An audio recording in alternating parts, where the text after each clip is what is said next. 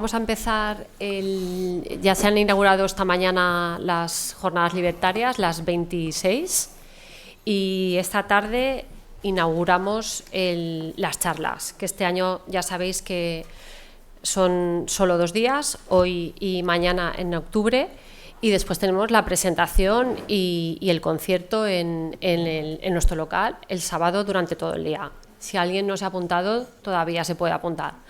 Y si no podéis venir a la comida, podéis venir a lo largo del día. Bueno, ha venido el compañero Edu Lozano, algunos ya lo habréis conocido esta mañana. Él es profesor de secundaria, delegado sindical de CGT Ensenyament en Cataluña y secretario de comunicación de CGT Cataluña. Él nos va a contar un poco de qué se trata, por qué este documental. Hemos estado hablando de que en un momento determinado de su vida, en el 2024, ¿no?, hace un viaje a Estados Unidos y se encuentra con un panorama que ahora mismo creemos que no está igual. Es más, seguro que no está igual. En el 2023 hubo bastantes luchas con éxito en los Estados Unidos. Y entonces él, pues ahora os va a contar que hace una serie de entrevistas que luego ha ido montando para llegar a este documental. Bueno, pues gràcies.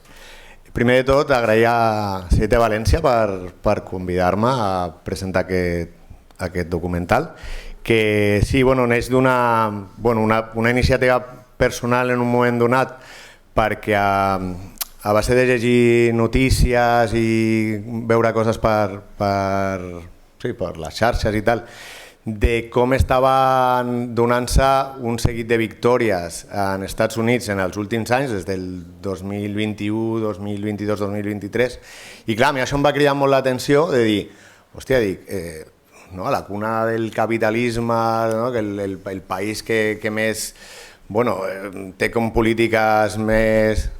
Ella que no tindrà valenciano, no tindrà catalán ella. Bueno, cambiamos, no pasa nada. La cosa es que,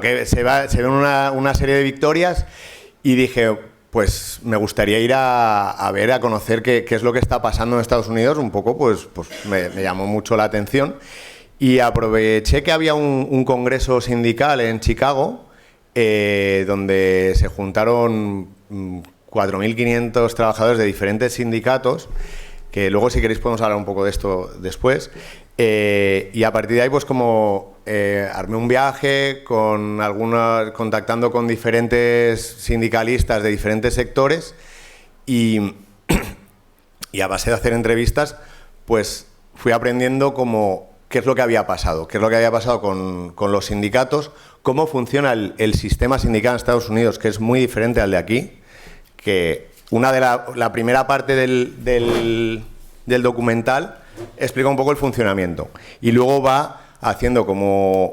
un análisis de cómo se ha ido cambiando para que estas victorias se den. También explica como algunas tácticas que utilizan estos sindicatos ahora para ganar las huelgas que proponen. Entonces, ahora no me entretendría mucho porque yo creo que después del documental dura 1 hora y 3 minutos, se hace bien, o sea, no se hace pesado. Y luego creo que van a salir preguntas, porque algunas de hostia, esto no lo acabo de entender, o cómo funciona esto, y luego otras, pues que a lo mejor que podamos reflexionar y decir, hostia, pues esto se podría aplicar aquí o no, porque hay cosas que igual sí y cosas que igual es inviable, ¿no? Pero bueno, creo que está bien y creo que refleja también como diferentes sectores muy diferentes y no sé, pues vamos a verlo y a ver qué podemos comentar luego, ¿vale? Bueno, espero que os haya agradado. Antes de entrar a preguntar y hablar un poco sobre el contenido, sí que quería comentar que esto fue la parte técnica, ha sido mi viaje a Estados Unidos, yo grabé las entrevistas, es la primera vez que grababa algo, entonces ha sido un poco, podéis ver que hay como algunas imágenes pues, que están mejor grabadas, otras peor. Hay unos cuantos planos de recursos, ¿no?, que se han ido recogiendo pues de series o de algunas ¿cómo le llaman?, páginas de stock. Y luego quiero agradecer, aunque no están aquí, a un par de compañeros que han ayudado en esta tarea más técnica, que es el Lluís, que es un afiliado de Artes Gráficas y Espectáculos, que es el que ha hecho el montaje final. El guión lo hicimos entre los dos y él, bueno, pues como que aportando ideas, pero él como que tiene la parte más técnica y se la curra un montón. Y la Jara, que es la que ha hecho los subtítulos.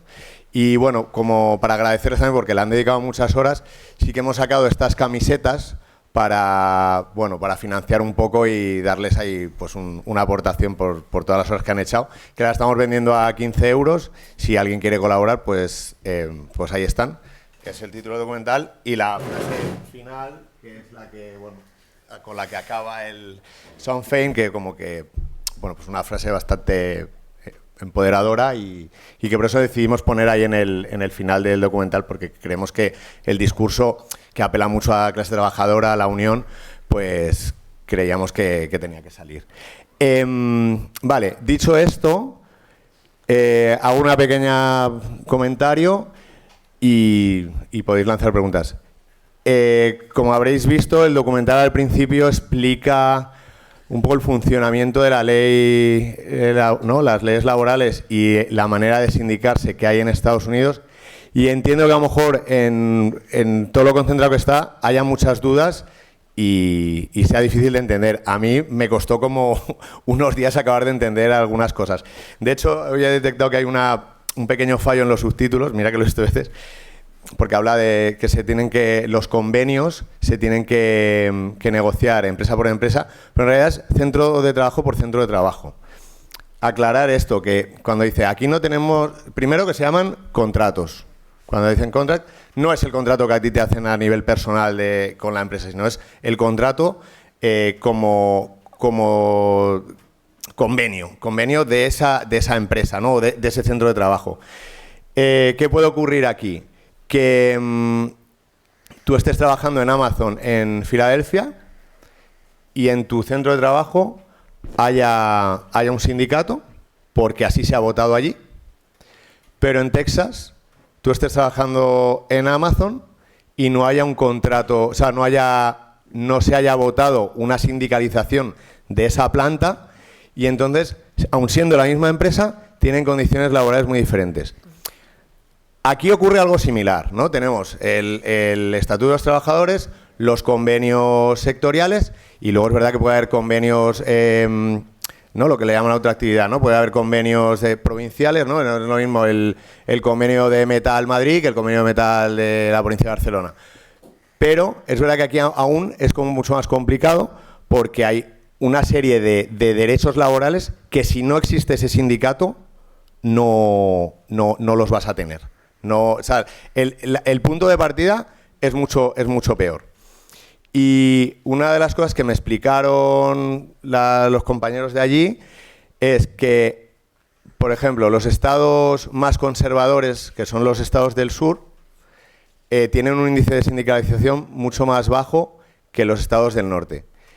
Y a nivel de estadísticas de calidad de vida y de lo que serían condiciones laborales y de salarios, no hay color. Es decir, es el nivel de vida de los estados del norte es mucho mejor que el de allí. Eso como un dato que me fueron comentando allí.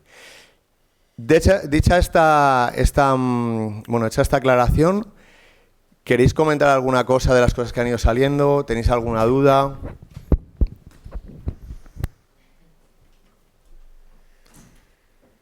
Y si no sale nada, yo voy lanzando cosillas. El tema es que el marco regulador es totalmente diferente a lo que tenemos aquí.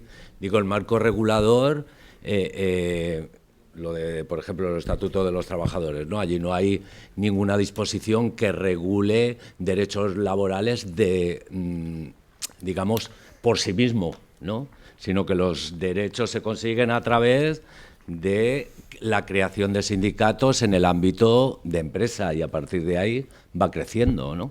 O sea que es totalmente distinto el marco regulador. O sea, no hay marco regulador. Es lo que comenta el poll de Amazon, ¿no? Como que obviamente hay unas... Es un Estado democrático y tiene que haber unas cuestiones. Si te hacen... No te pueden discriminar por raza o sexo. Pero, por ejemplo, aquí tenemos en el Estatuto Básico de los Trabajadores que dice, si a ti te cambian las condiciones sustanciales del trabajo y te cambian el horario o tal, bueno, pues vas a juicio y lo ganas. Pero aquí no. Aquí, en una empresa que tenga un sindicato, que hayan conseguido que salga el sindicato, seguramente sea una de las cosas que antes vayan a negociar y se queda.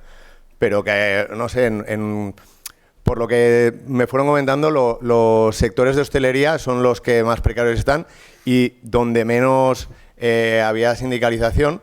Y entonces ahí, por ejemplo, se aprovechan más y hasta que no han llegado los sindicatos, pues estas cosas se las han ido comiendo. Un sindicato nuevo que es algo, claro, que surge...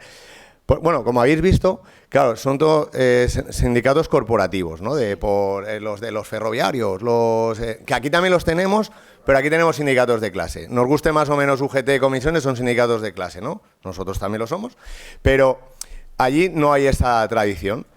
Y lo que sí que han empezado a surgir en los últimos años, como son sindicatos muy antiguos, ¿no? Los electricistas, los profesores, tal.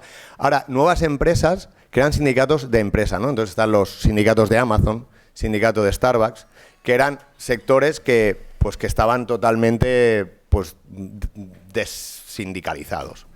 Y esto ha empezado a surgir mucho a raíz de lo que comenta la compañera de Starbucks, del tema del COVID, que allí fue una pasada a nivel de salud laboral lo que hicieron con estas personas. Entonces, claro, esto generó como mucha... Bueno, un revivir del sindicalismo en lugares donde no existía.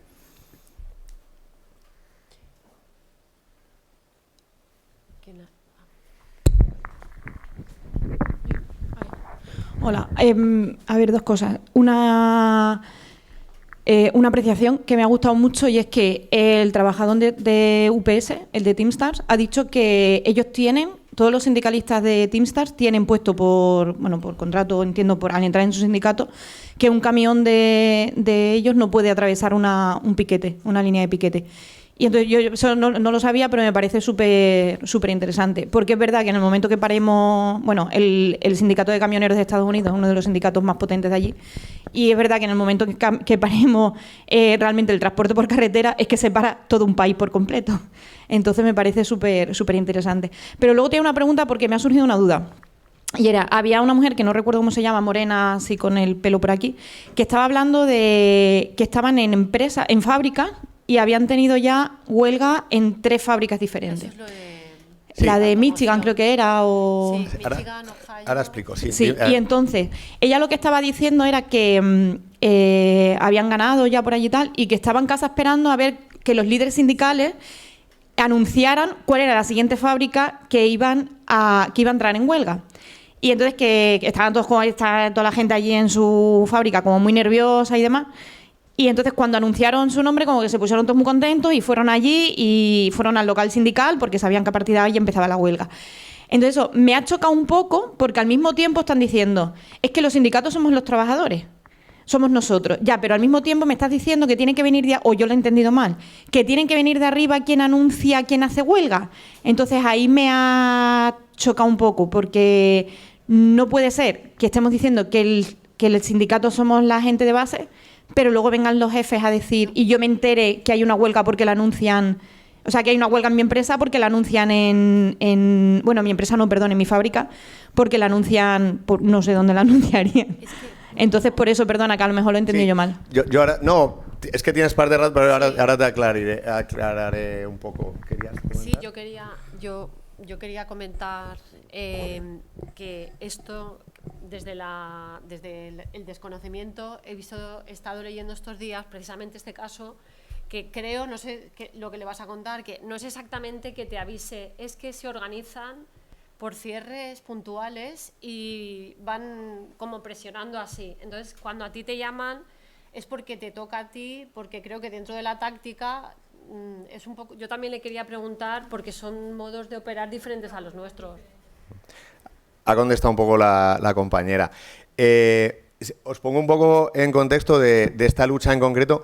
Yo, seré muy honesto, yo no sé al dedillo todas las luchas en concreto cómo han ido. Al final vas hablando con gente, te van explicando, lees cosas y obviamente pues te haces como un mapa general.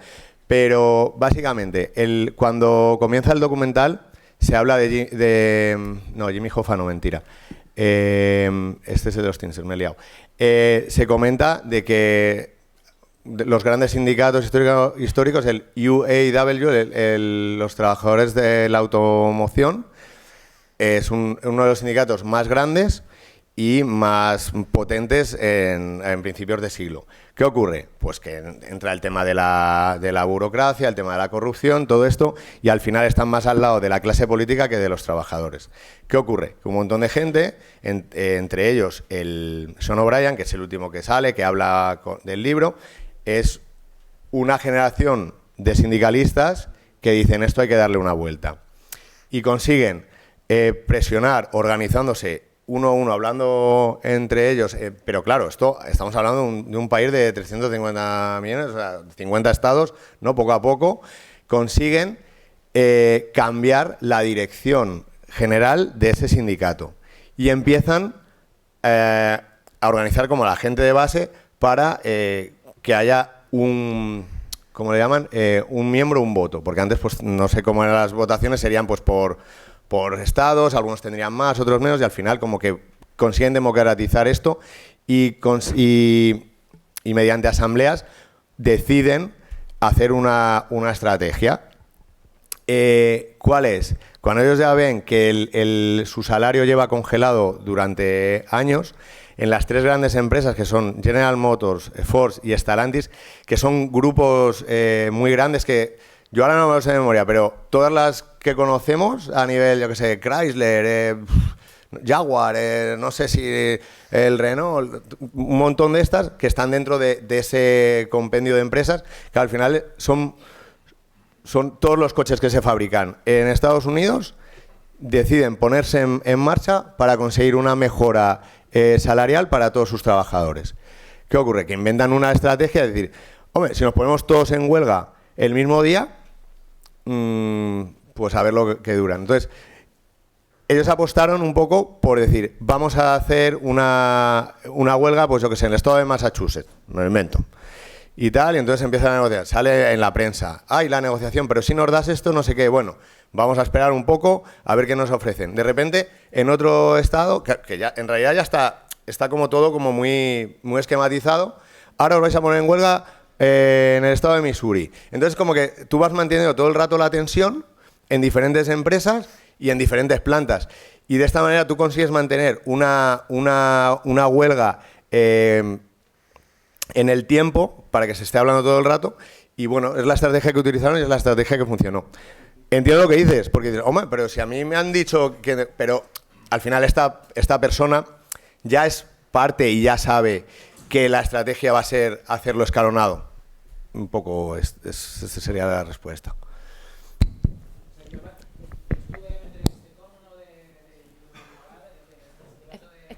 Espera, perdona, y es que como nos están viendo también en streaming...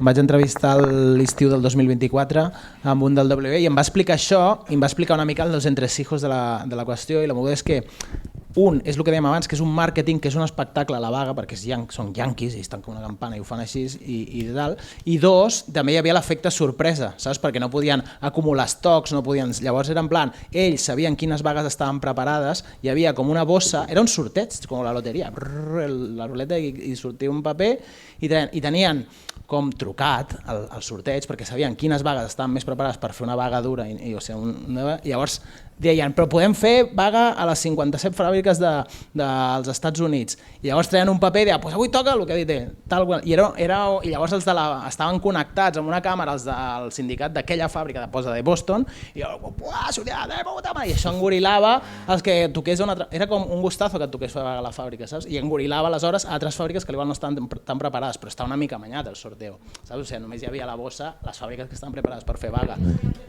Clar, i estaven d'acord que si els tocava farien la vaga, no era en plan una imposició, saps? Per aclarir una mica. Aquí, Miguel. Lo que pasa es, al hilo Espera, ya sí. Que también se intuye, no lo sé, Edu, tú que lo viviste allí, también se intuye que en esa transformación de sindicatos supercorruptos con líderes vinculados a la mafia, se intuye que hay un gran nivel de conciencia de clase para no dejar de creer en el sindicalismo, por un lado, y por otro lado, en la articulación de todas esas campañas, hay organización que se intuye que es esta chica que aparece, que realmente no es un sindicato, lo que realmente es como un grupo político, ¿no?, que está trabajando con el sindicalismo, ¿no? Vale, sí. Cuando comento que voy al Congreso Sindical, ella lo explica en un momento. Esta gente no es una organización que forma y que da apoyo a los sindicatos, no es un sindicato como tal. Entonces, ¿qué tiene esto de diferente? Bueno, pues al final aquí nuestros sindicatos, pues cada uno tiene su línea política, sindical, ¿no? Es decir, pues nosotros somos anarcosindicalistas, comisiones vienen de la tradición del PC, la UGT de los socialistas del PSOE, ¿vale? Y aquí lo que ocurre es que como son sindicatos que se despolitizaron en su día, ¿qué ha ocurrido? Gente con inquietudes, gente de izquierdas, socialistas en general, vamos a decir. De hecho, en el documental sale gente que es más, pues quizás sean miembros de sindicatos, pero hay algunas personas que aparte de ser sindicalistas están en organizaciones. Hay un compañero que es de la Black Rose, de la Rosa Negra, que es una organización anarquista de Estados Unidos. Hay otro que es de Bread and Roses, que es de una organización trotskista.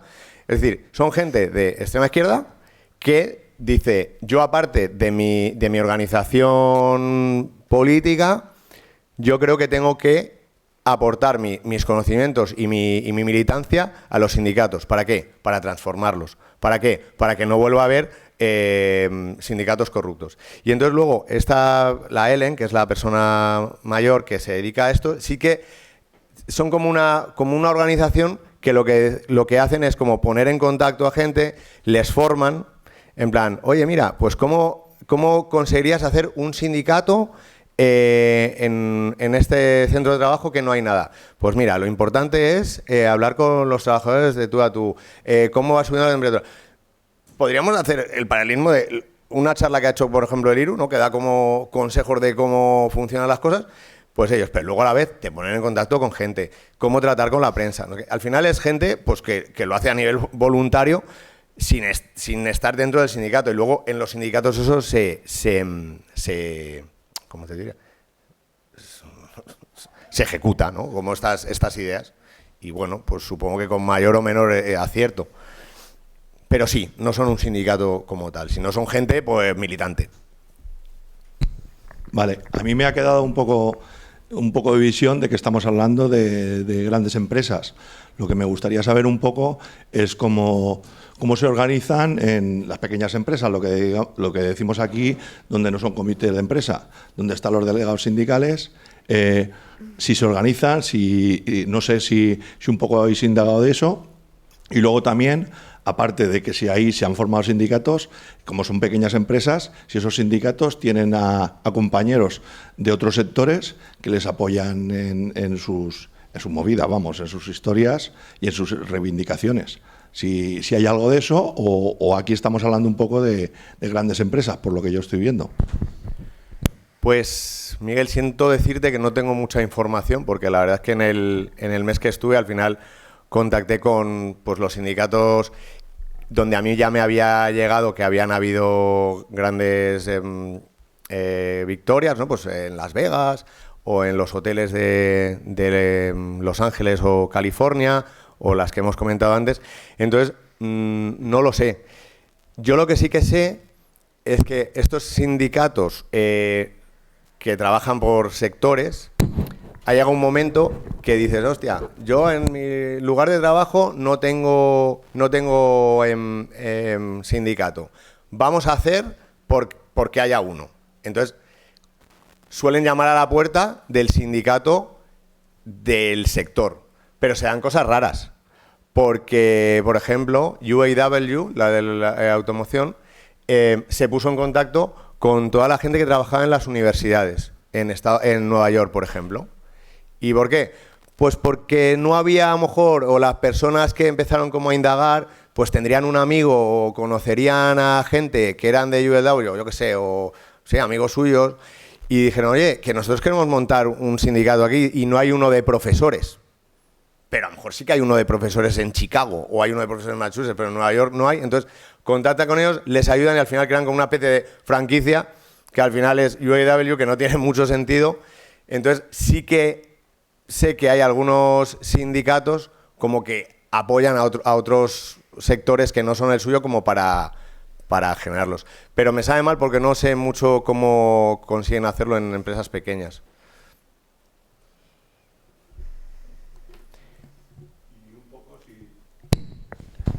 Que no me ha quedado claro del todo. Por ejemplo, como lo que he entendido yo, ¿no? Que primero le proponían a la empresa que iban a crear un sindicato, si la empresa se negaba, entonces se llevaba a votación. ¿Cómo? Que yo Me he pillado. Ya sé. que sí que Miguel dice que proponen a la empresa que van a hacer un sindicato sí. y la empresa sí se puede negar. Se niega, se lleva a votación. Vale. La cuestión es, en esos sindicatos, al final, cómo se eligen a los representantes y un poco... Yo he visto ahí alguna cosa que también te quería preguntar, porque no sé, ¿se oye? Sí, pero igual te tienes que acercar un poco. Bueno, yo también, por lo que dice Miguel, me ha chocado leyendo estos días que puedes decidir que tu empresa va a tener un sindicato. Entonces, aquí se vota. Por ejemplo, el tema de las cuotas, que no es igual en todos los estados tampoco. Hay sindicatos que tienen unas cajas de resistencia muy potentes, porque he visto que en algunos centros, si se vota que se tiene sindicato, tanto el que ha votado como el que no paga la cuota, por ejemplo, y no siempre es así. Igual que pueden beneficiarse de las negociaciones los que los que han votado en contra. Entonces, a mí también me ha generado dudas el tema de las votaciones y, sobre todo, que sea tan diferente en un estado, en otro, y cómo ellos pueden llegar a comunicarse y ver en qué sitio ha salido bien esto. Vale, el tema de las elecciones sindicales. El compañero dice elecciones sindicales, pero en realidad es una elección sindical, que es si hay sindicato o no hay sindicato en la empresa, ¿vale? Entonces, y luego comentaré una anécdota que ocurrió en el mismo congreso, que la gente se puso como muy contenta. Básicamente, tú tienes que conseguir como presentar una serie de firmas, conforme, que es como lo que hacen como en la parodia esta de la serie, que dice, me tenéis que llenar este boletín si queréis que haya tal, y luego dice uno, ay, yo me lo puedo quedar, y dice, no, porque es que lo que me lo tengo que llevar para demostrar que son tantas firmas, ¿no? Entonces, ¿qué ocurre? Tú en el momento que tienes más del 50% de la plantilla a favor de que se cree un sindicato, que solo se va a presentar es el de ese sector, no va a haber... Imaginaos que ahora somos aquí una empresa. No vas a presentarte una candidatura y tú otra. No, nos vamos a poner todos de acuerdo y vamos a coger pues el sindicato de los, yo qué sé, de los informáticos, ¿vale? Pues este es el que nos va a dar apoyo y todos vamos a formar parte. Tenemos que demostrar a la empresa que somos mayoría, que los 30 o 40 personas estamos aquí, tal. Entonces le tenemos que aportar como una serie de firmas diciendo, hey, somos el 60, el 70%. ¿Qué ocurre? Lo que comentan. Ponen muchas trabas a que esto ocurra. Entonces, ellos no te van a pasar, la empresa no te va a pasar el censo.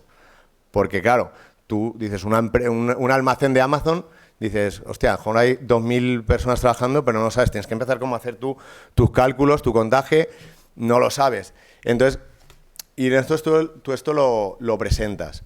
Pero muchas veces no te lo van... Pues bueno, pues como cuando tú impugnas cosas, dices, pues esto no te lo acepto. Pues no, pues voy al departamento de trabajo y que sea con lo que sea. Y a lo mejor te lo rechazan porque dicen, hala, me han traído, yo qué sé, 1.500 firmas y en realidad hay 3.500 trabajadores, entonces se te va la porra. Tienes que volver a empezar un proceso, ¿no?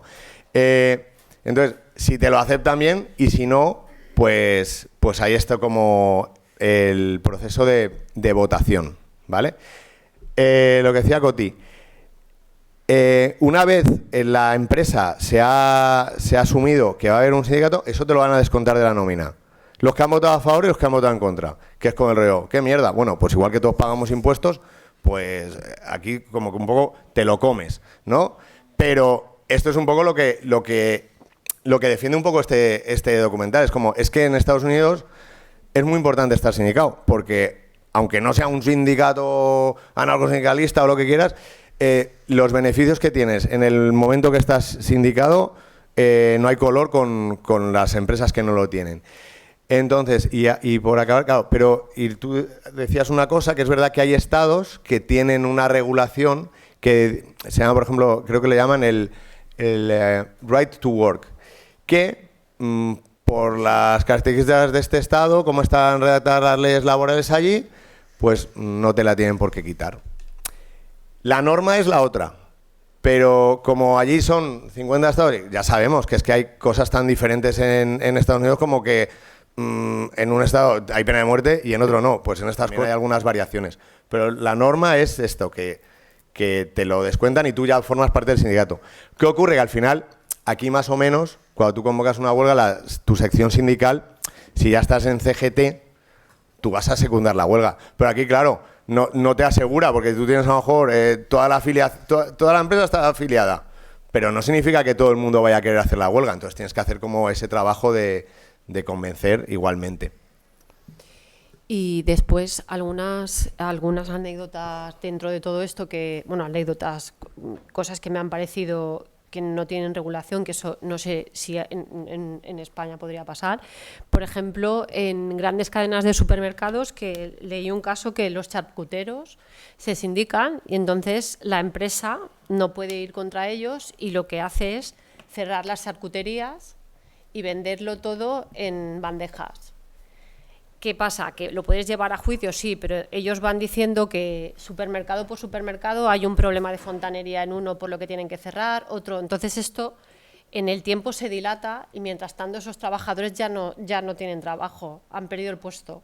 Entonces llevarlo a juicio es muy complejo, con lo cual hay muchísimas artimañas de las empresas para ir, incluso aunque haya salido la votación, sea que sí que hay un sindicato, cargárselo de alguna manera. Eso, y que cuando van al proceso de votar, ellos son uno más, que es lo que hemos visto en el documental, que a mí me ha chocado muchísimo, pero es la realidad, ¿no? Es la empresa que va a convencer al trabajador para que vote que no, como hemos visto aquí, ¿no? Que era como una parodia, pero es real esto. Mandan a abogados, a gente... ¿Sabes algo de este tema? A mí me ha chocado mucho. Sí, o sea, lo del tema de los charcuteros no tengo ni idea, pero entiendo que es como una estrategia que puedo utilizar, igual que aquí cuando te dicen, no, por estos servicios mínimos no están bien y te lo tienes que pelear, o cualquier cosa que te...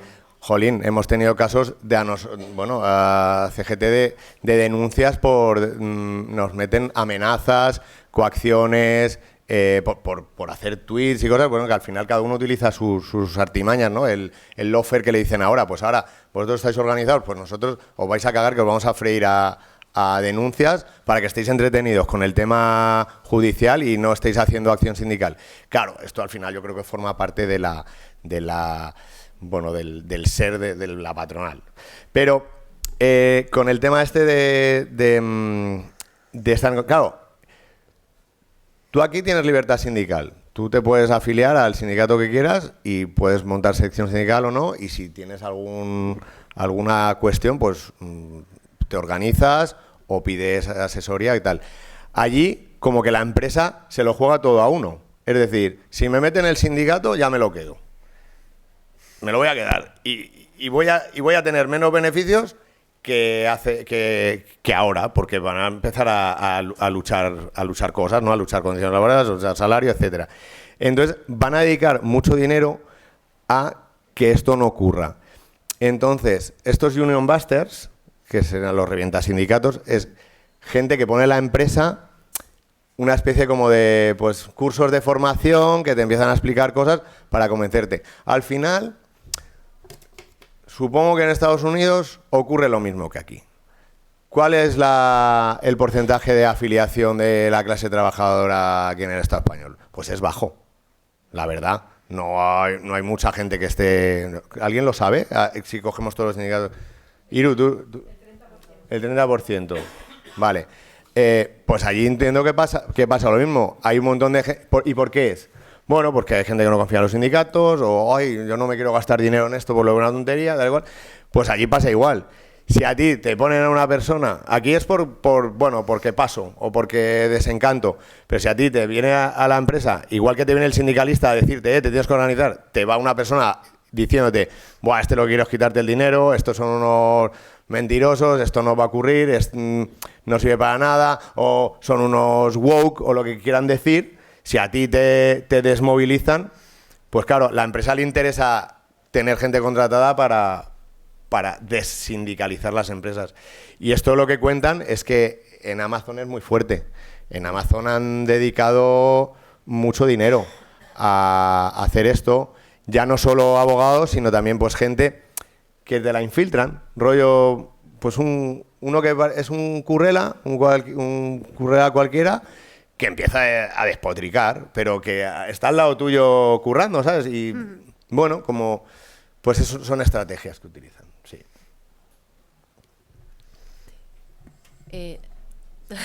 Otra cosa que también Por aquí.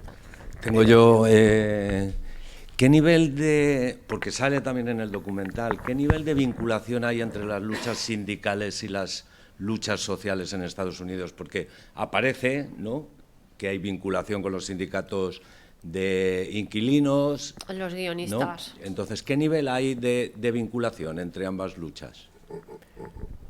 Vale, yo aparte de estar en CGT, también soy afiliado de sindicato de inquilinas y hace tiempo militaba más, iba a las asambleas y ahora pues bueno, pues apoyo con lo que puedo, difundo y tal.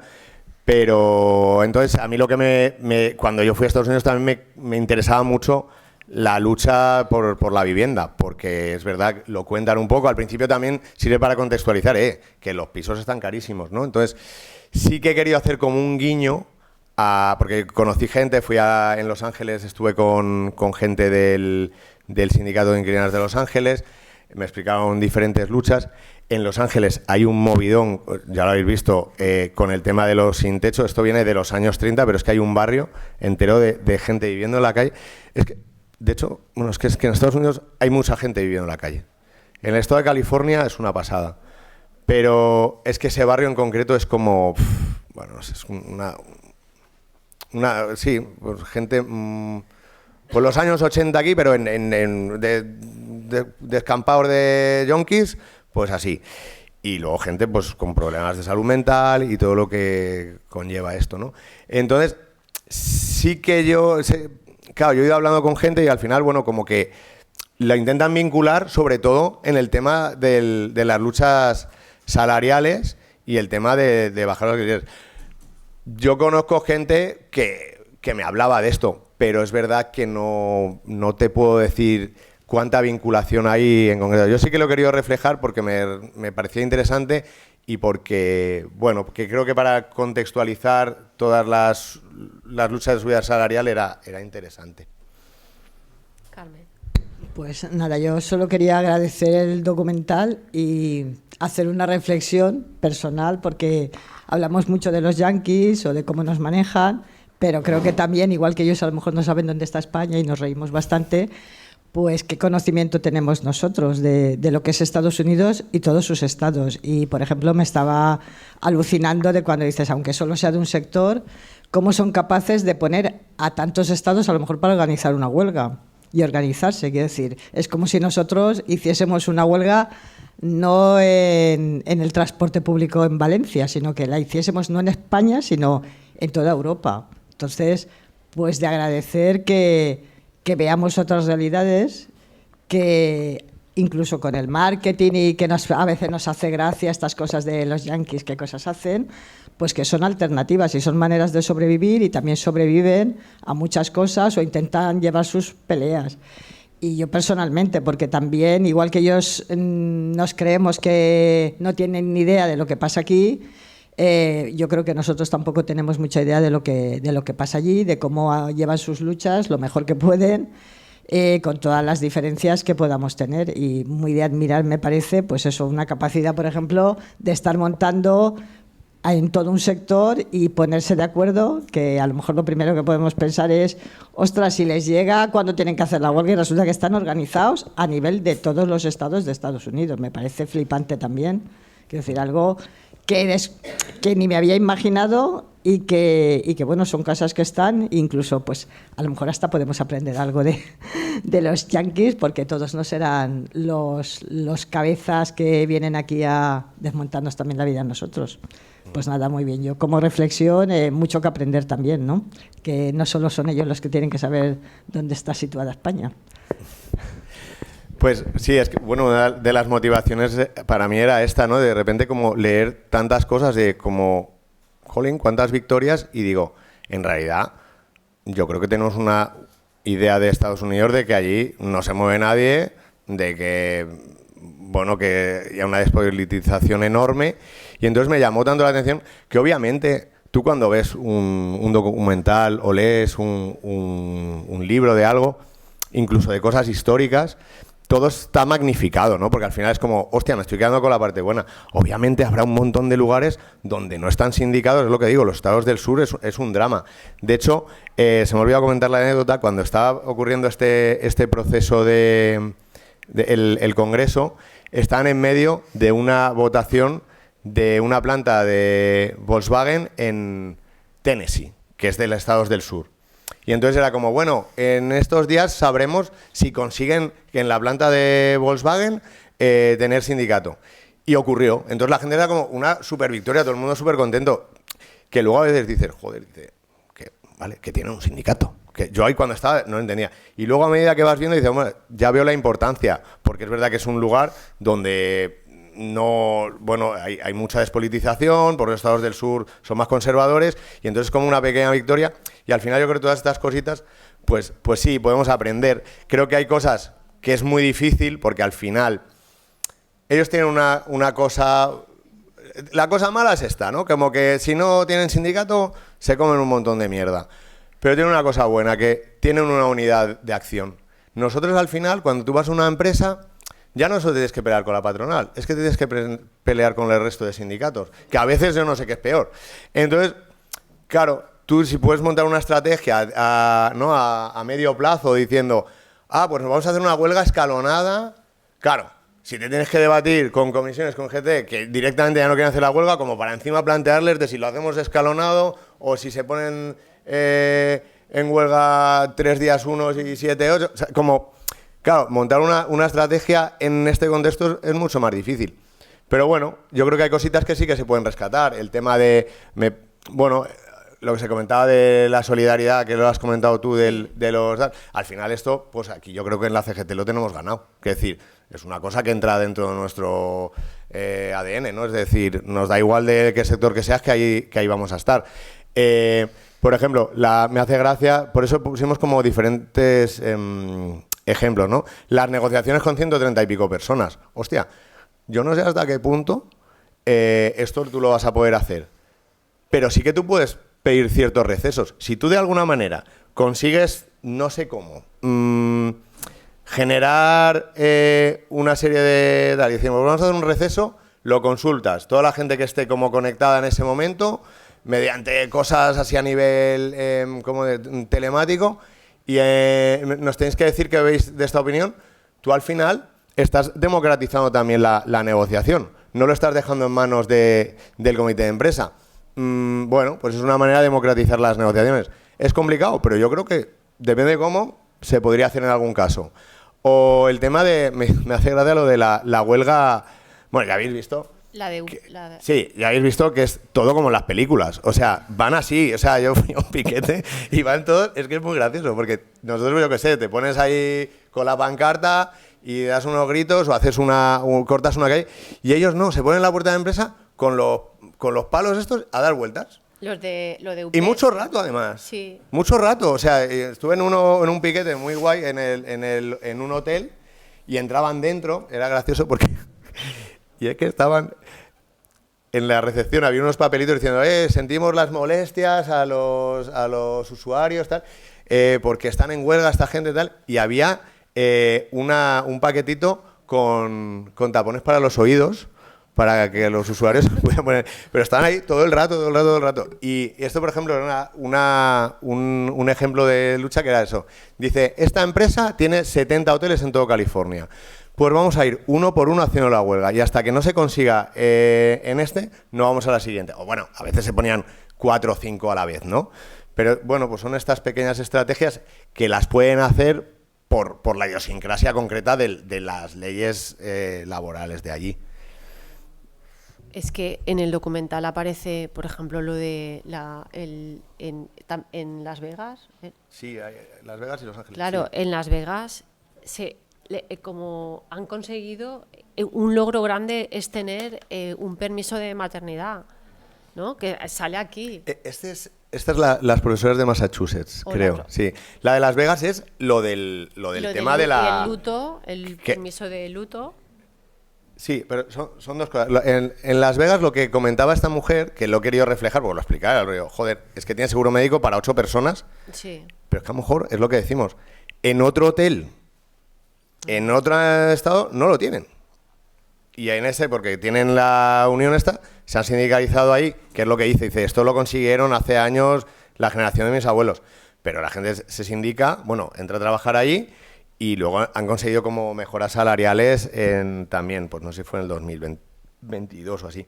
Y lo que dices tú, claro, aquí, ¿qué ha pasado? Que tenemos los permisos de defunción, ¿no? Los permisos de maternidad. Tenemos ya unos permisos que vienen dados ya por el Estatuto de los Trabajadores y que se mejoran, pues depende del gobierno que haya, te lo mejoran o no. Pero no lo tienes que negociar. Y esta gente no quiere hacer una huelga para, no sé, poder atender a su bebé las primeras semanas, ¿no?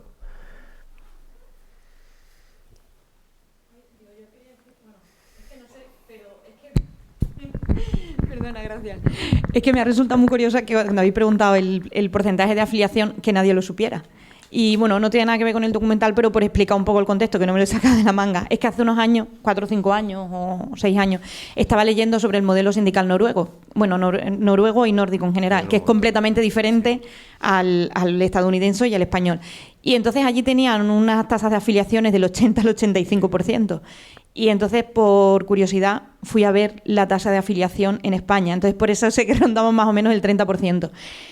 Es verdad que si conocéis los modelos de afiliación nórdicos, es que los convenios o las mejoras conseguidos por un sindicato solamente afectan a las personas que están en ese sindicato. Con lo cual las personas se afilian mucho, porque si no, las únicas personas que no están afiliadas son básicamente gente a punto de jubilarse y personas autónomas. Entonces, por eso lo quería explicar un poquillo, por poner en contexto, que no es que me lo haya sacado aquí debajo de la manga. Pero me ha recordado una conversación que tuve con un compañero que me dice, claro, entonces yo me explicaban cómo funcionaba y yo les explicaba cómo funciona aquí. No, aquí tú te puedes afiliar al sindicato que quieras y bueno, y vas a la huelga y no sé qué, y decían, claro, entonces, si vosotros, ¿no?, vuestros sindicatos ponéis en huelga y conseguís una mejora, allí, claro, como que al final todo el mundo está en el sindicato, todo el mundo la consigue. Pero aquí, dice, imagínate, CGT os ponéis en huelga y conseguís que, yo qué sé, os paguen 2 euros más la hora. Dice, ¿y eso se lo aplican a todo o solo a los que estáis sindicados? Digo, pues a todo el mundo. Y dice, como que le cambió un poco la cara y dijo, ay, bueno, no sé, dice, igual es que aquí tenemos una mentalidad muy individualista, pero me ha chocado, ¿no? Digo, bueno, es que en realidad aquí ya el gran debate, ¿no? Es decir, es que claro, y encima aquí un montón de gente que no hace huelga, pero luego bien que pone la mano a la hora de, ¿no? Pero, pues bueno, al final en cada lugar pues ocurre una cosa. ¿Qué? No, si yo no tengo nada que decir, yo cuando queráis. No, el final del documental, que están hablando de una huelga general, esto en Estados Unidos Es que has terminado el documental hablando 2 personas de una huelga para el 2028. Sí. Esto... Aquí hay como una cosa que lo que comentan es como que los contratos, los convenios, tienen un plazo de vencimiento, como aquí. Lo que yo no sé muy bien es cómo operan. No sé si es que hay como una coincidencia que en muchas empresas se van a acabar, porque se debió de haber... sinceramente, no sé cuánto duran. Entonces, se prevé que por esas fechas se tengan que renovar estos convenios en general. Entonces dicen, bueno, pues esto era 2024, quedan 4 años como para organizar una huelga general, que esto en Estados Unidos, pues no sé cuánto hace que se habrá visto. Entonces, claro, tiene una parte de guay, ¿no? Es como de repente entra Sean O'Brien, que es como un líder, que es verdad que está como, que aunque sea el sindicalista de UAW, es como un referente para todo el movimiento sindical, pues por lo que comporta la empresa de automoción y porque el tío la verdad es que es un buen comunicador y bueno, desbancó al que había y es como muy cañero. Y entonces como que es como una especie como de líder que ha dicho, oye, pues, ¿y si empezamos a pensar en una huelga a nivel macro y tenemos 4 años para prepararlo? Entonces, bueno, supongo que le están dando un poco de vueltas y creo, aquí voy a meter ya mi cuña personal, creo que las huelgas para que sean efectivas hay que prepararlas con mucho tiempo. Que es verdad que hacemos mucha reacción. A ver, y yo por ejemplo decimos, venga, huelga por Palestina. Hombre, pues era una cuestión que se tenía que hacer por una cuestión del momento que había, aun sabiendo que no iba a tener mucho seguimiento, porque al final es gente somos gente muy convencida a la que lo hacemos, pero si queremos hacer como una huelga, por ejemplo, por el tema de la vivienda, ¿no? Que ya está sonando. Claro, si tú quieres convocar una huelga para que baje el precio de los alquileres, ¿no? Como para presionar al gobierno para que haya una ley de vivienda importante y se regulen los precios y tal, no puedes decir, el año que viene hacemos huelga. No, creo que se tiene que madurar, tiene que pasar, pues tienes que pasar por todos los centros de trabajo a hablar uno, y tiene que haber también una unidad de muchos sindicatos que esto lo quieran hacer. Entonces, como que esta es la problemática que tenemos aquí porque no tenemos la unidad de acción, pero sí que creo que es interesante darle a las huelgas el tiempo de preparación que merecen. Y yo entro en la culpa que muchas veces hemos organizado cosas que no estaban preparadas. Pues bueno, aquí lo dejo como... ¿Tenéis más preguntas? Bueno, cerramos ya la jornada de hoy. Vale. Muchas gracias. Espero que has estado aquí esta mañana, ¿no? Sí. Vinimos ayer, estábamos ahí con José, que lo conocemos de hace muchos años, de Barcelona. Y nada, pues eso, muchas gracias. Yo he estado, bueno, y yo creo que también muy a gusto y conociendo un poco la CGT de Valencia y esto, muchas gracias. Y eso, el documental de momento no está en abierto porque estábamos haciendo una gira para presentarlo en diferentes lugares, pero estamos acabando de crear una web donde se va a colgar en una plataforma, YouTube o Vimeo, no sé muy bien, pero en los lugares donde ya lo hemos pasado, o sea, estará como encerrado, pero lo pondremos, creo que se puede crear una clave para verlo bueno, que os pasaremos la clave por si lo queréis pasar en otro momento o lo queréis ver en casa o lo que sea. Y eso, pues ya os lo haré llegar, ¿vale? Y nada, pues que nos vamos viendo. Gracias.